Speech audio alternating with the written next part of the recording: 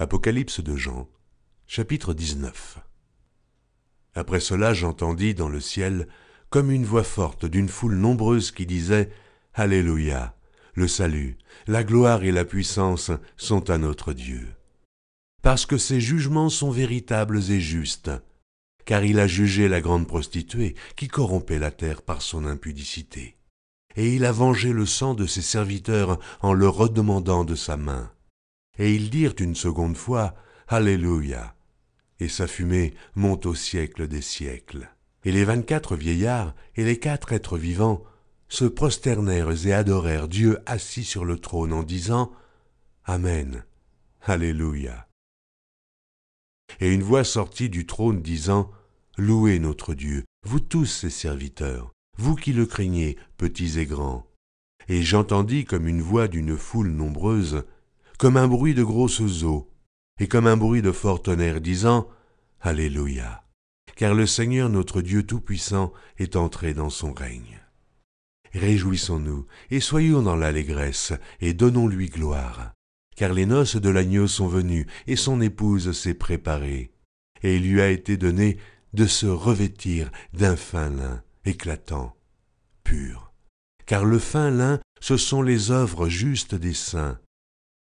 Et l'ange me dit, « Écris, heureux ceux qui sont appelés au festin des noces de l'agneau. » Et il me dit, « Ces paroles sont les véritables paroles de Dieu. » Et je tombai à ses pieds pour l'adorer, mais il me dit, « Garde-toi de le faire. Je suis ton compagnon de service et celui de tes frères, qui ont le témoignage de Jésus.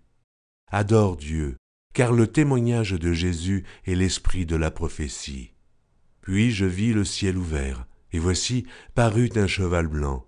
Celui qui le montait s'appelle Fidèle et véritable, et il juge et combat avec justice. Ses yeux étaient comme une flamme de feu. Sur sa tête étaient plusieurs diadèmes. Il avait un nom écrit que personne ne connaît, si ce n'est lui-même.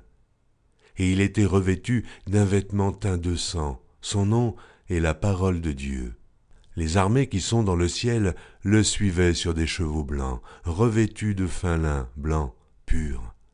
De sa bouche sortait une épée aiguë pour frapper les nations. Il les pétra avec une verge de fer, et il foulera la cuve du vin de l'ardente colère du Dieu Tout-Puissant. Il avait sur son vêtement et sur sa cuisse un nom écrit, Roi des rois et Seigneur des seigneurs.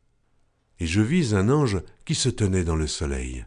Et il cria d'une voix forte, disant à tous les oiseaux qui volaient par le milieu du ciel, « Venez, rassemblez-vous pour le grand festin de Dieu, afin de manger la chair des rois, la chair des chefs militaires, la chair des puissants, la chair des chevaux et de ceux qui les montent, la chair de tous, libres et esclaves, petits et grands. » Et je vis la bête et les rois de la terre et leur armée rassemblés pour faire la guerre à celui qui était assis sur le cheval et à son armée.